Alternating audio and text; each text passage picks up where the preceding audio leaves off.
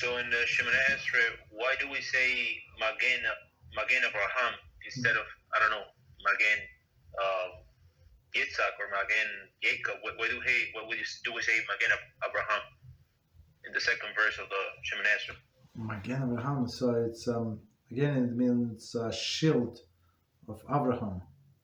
So without Avraham would not be Yitzchak or Yaakov.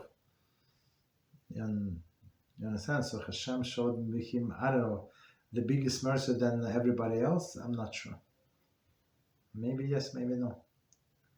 Good question. I don't remember exactly. There is a specific explanation. There is like books in Art Scroll on a prayer. So they would explain to you every verse. So why is it here? Why is it is there? So, but I would not remember exactly why it's Magen Avraham. That's a good question. I don't know.